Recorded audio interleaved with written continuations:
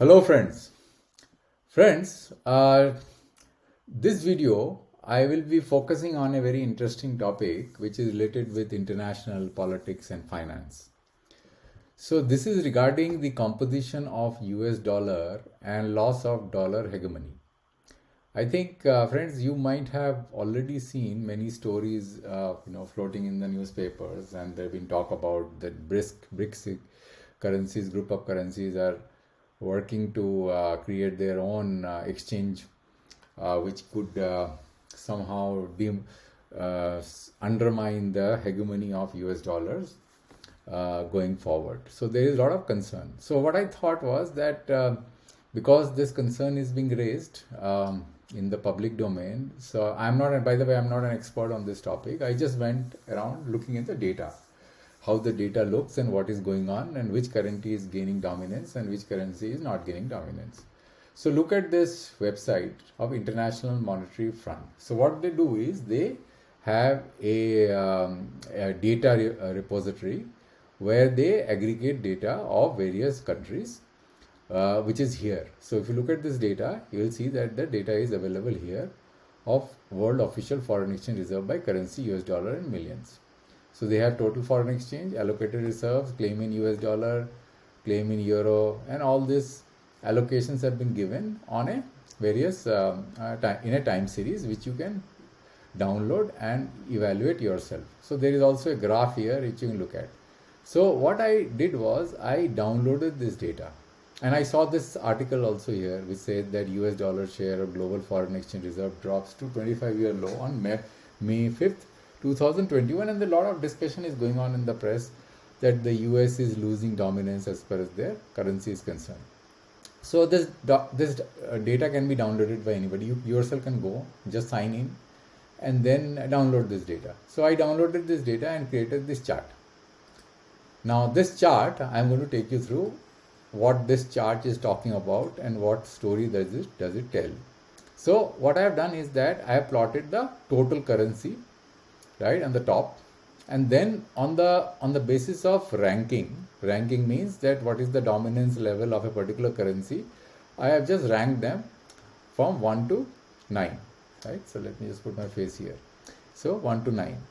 Now you can choose two metrics here. One is absolute value, which is this is dollar in billions. So basically, if you see that whatever the numbers that you see, if you convert them into trillion, it will be around last FY 24 Q2, which is end of June 30th June 2023.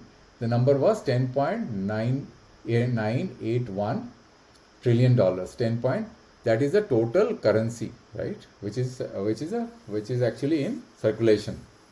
There are basically claims of total foreign exchange reserve, which is 10.981 trillion. So there are certain allocated resources and there are some unallocated resources. So if you look at this table, you will find that the allocated resources and unallocated resources have been segmented out in two different compartments. The total foreign exchange reserve is definitely more than what I just showed you here. If this number, if you see 10.9 trillion, so here you'll see 10.9 trillion here. But the total foreign exchange reserve is 11.9 trillion because there is a kitty of unallocated resources. I have no clue what this unallocated resources is all about. Experts can tell me. But what I am doing is, because this data of 25th year low of 5th May 2021 is basically focused on only allocated resources.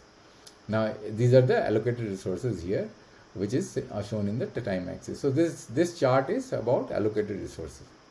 Now if you see here, the total foreign exchange allocated resources have been increasing steadily because this is plotted in quarter. Let's do a year and then we will zoom into quarter.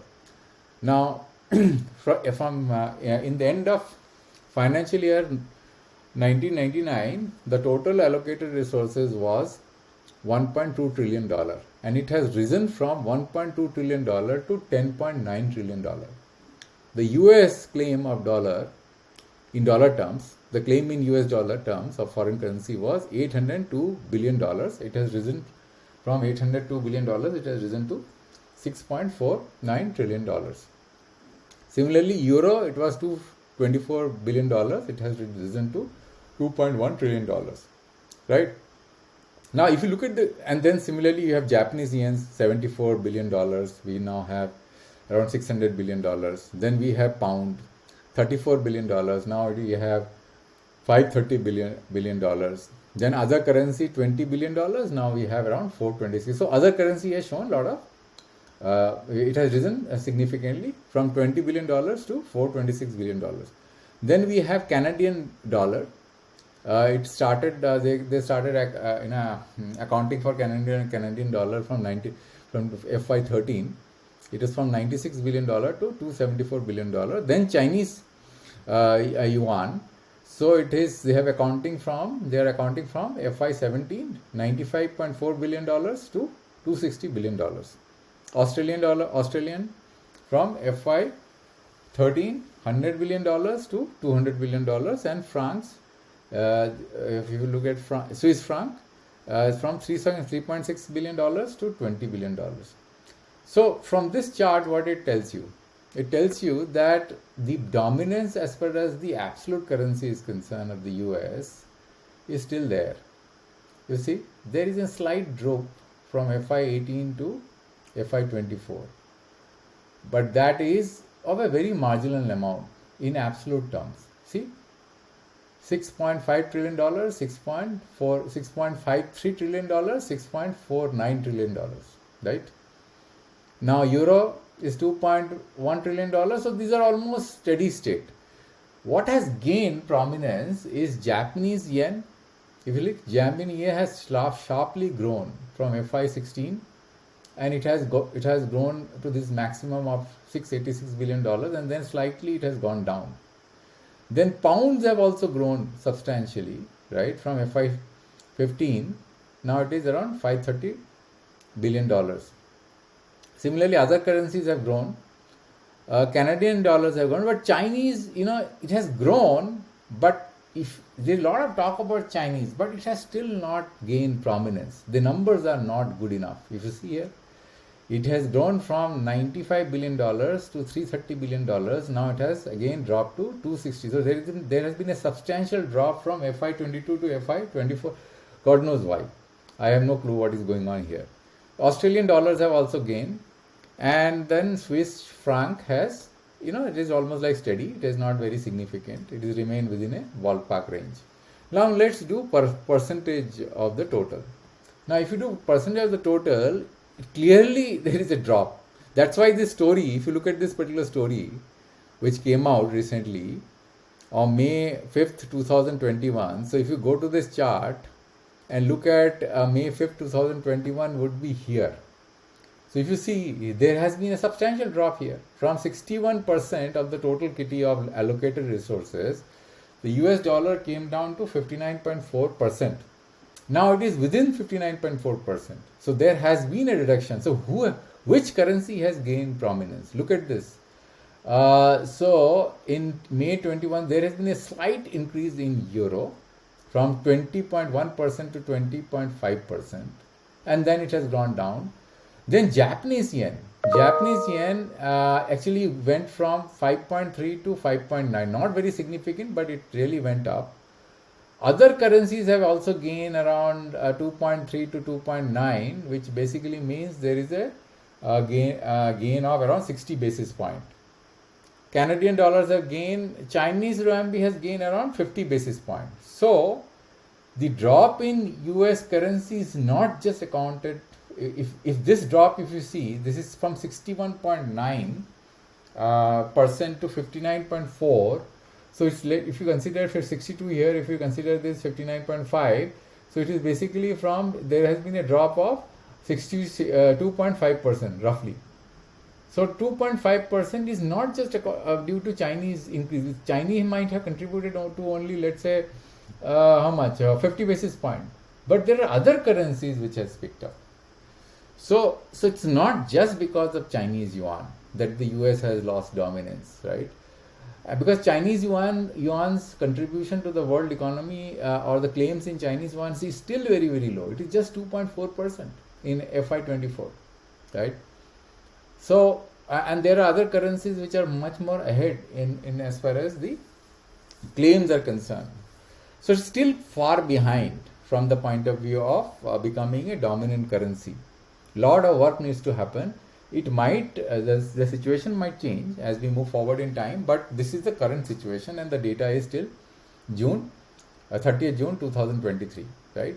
So if I zoom out and see what is happening in the current, let's say if I look at from FY17 Q1 and then till FY24 Q2, yes, US dollar has dropped, but it has not dropped substantially. It has dropped from 65.2%, it has dropped to 58.9%, but it has remained within the ballpark range. So there has been a substantial drop. That's why that story came out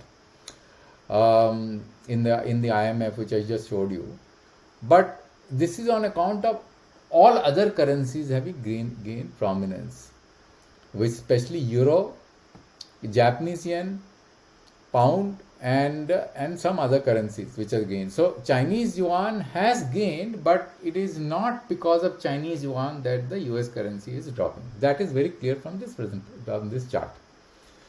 So that's all, friends. So I thought of bringing this data out in the for discussion, because there are a lot of back and forth going on in the press regarding the US currency dominance. So it is very important to look into this aspect as to what is happening as far as US dollar is concerned, and that is of interest to everybody. So I thought of looking into this data, and I am not an expert. I really don't understand international finance with that level of currency. My only interest is data crunching. Wherever I get data, I just take out the data and look at it. It gives a lot of good insight, because the only way to learn is to basically do some hands-on work on data, because just reading articles basically does not give the full picture, right? Because there's sometimes inadvertently many things get missed out in the process. Okay, so I thought that is what I felt of bringing on the table for discussion. And if you have any comments, let me know. And as usual, many thanks for your patient listening and watching. Thank you very much.